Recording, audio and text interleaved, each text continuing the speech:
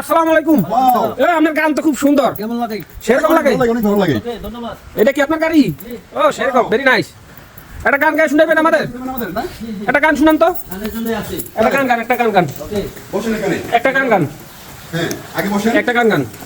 হ্যাঁ। আমরা আপনার গান শুনতে চাই।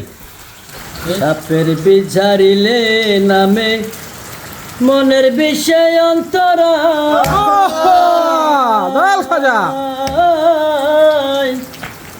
যার ব্যথা সেই নিজেই বোঝে রে, অন্যে বোঝাই বড় দায়।